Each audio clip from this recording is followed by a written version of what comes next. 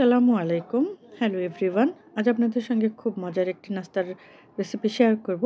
সেটা হচ্ছে chicken bun. এই রেসিপিটা দেখতে যেমন লোভনীয়, সত্যিই বলছি এটা খেতে ততটাই ইয়াম্মি। বাসায় না বানিয়ে খেলে আসলে বুঝবেন না এটা কতটা ইয়াম্মি হয়ে থাকে।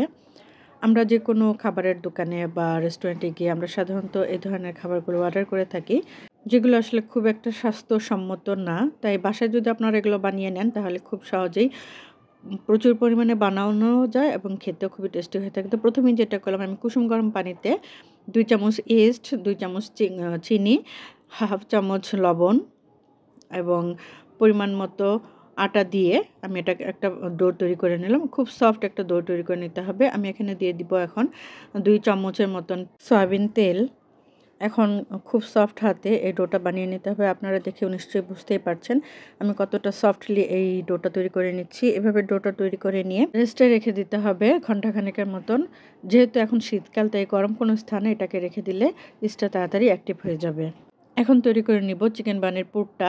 তো কড়াইতে তেল গরম হতে দিলাম। তেলটা গরম হয়ে আসলে চিকেনগুলো দিয়ে দিলাম। এখানে চিকেন কিমা আছে ১ কাপের মতন। তো চিকেনগুলোকে আমি একটু ভেজে নিলাম তেলে। তেলে ভেজে নেওয়ার পরে এর সঙ্গে অ্যাড করে দিলাম লবণ। লবণটা দিয়ে আবারও একটু ভেজে নিলাম। এখন দিয়ে দিলাম আদা বাটা, রসুন বাটা দিয়ে আবারও চিকেনের সঙ্গে খুব ভালোভাবে মিশিয়ে নিয়ে আবারও একটু ভালোভাবে ভেজে নেব। অ্যাড করে দিলাম কাঁচামরিচ এবং পেঁয়াজ কুচি। খুব ভালোভাবে মিশিয়ে নিয়ে খুব ভালোভাবে ভেজে নেব। এখন অ্যাড করে দিব সামান্য পরিমাণ হলুদ, ১ চামচের মতন গুঁড়ামরিচ, তারপরে জিরার গুঁড়ো এবং অল্প একটু গরম মশলার গুঁড়ি। সবকিছু দিয়ে খুব ভালোভাবে মিশিয়ে নিয়ে এখন এটাকে একটু ভেজে নিতে হবে। এখন অ্যাড করে দিব ১ চামচের মতন সয়া সস এবং ২ চামচের মতন হলো গিয়ে টমেটো সস। খুব ভালোভাবে এখন এগুলোকে মিশিয়ে নিয়ে বেশ কিছুটা সময় রান্না করে নিতে হবে। রান্নার এই পর্যায়ে আমি আবারও অ্যাড করে দিলাম কিছু পরিমাণ সবজি। এখানে আছে ব্রোকলি এবং ক্যাপসিকাম দিয়ে খুব ভালোভাবে মিশিয়ে নিয়ে একটু ভাজা ভাজা করে নেব। ভাজার সময় অবশ্যই খেয়াল রাখতে হবে সবজি এবং চিকেনের যে পানিটা বের হয় সেটা যেন কোনোভাবেই থেকে না যায়। সেই পানিটাকে অবশ্যই খুব ভালোভাবে শুকিয়ে নিতে হবে। সব কিছু যখন খুব ভালোভাবে রান্না হয়ে গেল এবং সবজি এবং চিকেন থেকে যে পানিটা বের হয় সেই পানিটাও যখন শুকিয়ে গেল, তখন এর মধ্যে যে অবশিষ্ট তেল থেকে যায় সেই তেলটা যাতে না থাকে সেজন্য এভাবে মাঝখানটাকে ফাঁকা করে দিয়ে চারপাশটাকে উঁচু করে দিতে হবে যাতে এর ভেতরে থাকা অতিরিক্ত তেলগুলো মাঝখানে এসে জমা হবে। তারপরে সাইড থেকে এগুলো আস্তে করে তুলে নিলেই অতিরিক্ত তেলগুলো আর এর মধ্যে থাকবে না।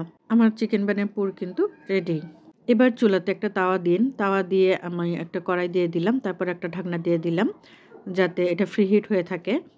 আর এই ফাঁকে আমি যে ডোটা রেডি করেছিলাম সেটা ফুলে ডাবল হয়ে গিয়েছিল। এখন আমি এটাকে আবার একটু সামান্য মথে নিয়ে ডিম্বাকৃতির একটা মিডিয়াম সাইজের রুটি বানিয়ে নেব। যেটার পুরুত্ব অনেকটা পরোটার মতন হবে। আমরা রেগুলার যে পরোটা খাই সেই পরোটার মতন পুরুত্ব হবে।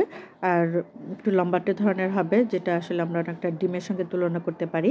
তো এইভাবে একটা রুটি তৈরি করে নিয়ে একটা সাইডভাবে চাকু দিয়ে একটু ঝিরিঝিরি করে কেটে নিতে হবে। কেটে নিয়ে অপর সাইডে যে সাইডটা কাটা নেই সেই সাইডে আপনি পুরটা দিয়ে তারপর মুখটা সিল করে দিয়ে এভাবে একটা রোল তৈরি করে নিয়ে তারপর যে কাটা অংশগুলো রয়েছে সেগুলো এভাবে এক এক করে এর গায়ের উপরে উঠিয়ে দিতে হবে। তাহলেই তৈরি হয়ে যাবে সুন্দর একটা চিকেন বান। তারপর উপরের অংশটা সাজানোর জন্য আমি কিছু ক্যাপসিকাম ছোট ছোট করে চিকন চিকন করে কেটে নিয়েছি। তারপর এই যে কাটা অংশগুলো রয়েছে সেই কাটা অংশগুলোর মাঝখানে এগুলো দিয়ে দিতে হবে ক্যাপসিকামগুলো। দেখতে অনেকটা সুন্দর লাগবে। তারপর একটা প্লেটে আমি কিছু পরিমাণ একটা কাগজ নিয়ে নিলাম। কাগজ নিয়ে তাতে আমি একটু তেল ব্রাশ করে দিলাম। তেলটা ব্রাশ করে দিয়ে এর উপরে আমি চিকেন বানটা যে রেডি করে রেখেছিলাম সেই বানগুলো দিয়ে দিব, মানে রাখবো আর কি। তারপরে আমি একটা ডিমের কুসুম একটু ফেটিয়ে নেব। ডিমের কুসুমটা ফেটিয়ে নিয়ে একটা ব্রাশের সাহায্যে এই চিকেন বানের উপরে দিয়ে দিব। এটা দেখতে অনেকটা সুন্দর লাগবে এবং খেতেও ভালো লাগবে। তারপরে যে আমি ফ্রিহিট করে রেখেছিলাম কড়াইটা, সেই কড়াইটার উপরে দিয়ে আমি ঢাকনা দিয়ে ঢেকে দেব এবং যে ফুটাটা রয়েছে সেই ফুটাটাও অফ করে দেব। ১৫ মিনিট রাখার পরে এই যে তৈরি হয়ে গেল আমার চিকেন বান। আমি নামিয়ে নিয়ে আপনাদের সামনে পরিবেশন করে দেখাচ্ছি। এটা হচ্ছে আমি চুলায় তৈরি করেছিলাম। দেখুন কতটা পারফেক্ট হয়েছে এবং এর পিছনেও কিন্তু পুড়ে যায়নি এবং উপরেও বেশ সুন্দর একটা কালার এসেছে এবং ভিতরটা এতটা সফট ছিল মানে প্রেস করার সাথে সাথে ভেঙে গেছে। আমি ওভেনও ৩ পিস রেডি করেছিলাম। আমরা পিৎজা যে ট্রেতে বানাই সেই ট্রেতে করেই আমি এটা তৈরি করেছিলাম। এটাও মাশাআল্লাহ সুন্দর হয়েছে এবং এটাও দেখতে ভালো হয়েছিল এবং খেতেও ভালো হয়েছিল। তবে আমার মতে ওভেনের থেকে আমি যে চুলাতে তৈরি করেছিলাম সেটা বেশি সফট হয়েছিল ওভেনেরটা থেকে। তাই আমি প্রেফার করব ওভেনের থেকে আপনারা যদি বাসায় চুলায় তৈরি করেন সেটা খেতে কিন্তু ভালো হয় আরও বেশি। তো আমি একটু ডেকোরেশন করে নিয়েছিলাম টমেটো সস দিয়ে। তো এই তো রেডি হয়ে গেল আমার চিকেন বানগুলো। কেমন হলো অবশ্যই জানাবেন এবং রেসিপিটা আপনাদের কাছে কেমন লাগলো সেটাও জানাবেন। যদি ভালো লেগে থাকে তাহলে অবশ্যই লাইক, কমেন্ট এবং শেয়ার করে দেবেন। আজকের মতো এখানেই বিদায় নিচ্ছি। সবাই ভালো থাকবেন এবং সুস্থ থাকবেন। আসসালামু আলাইকুম।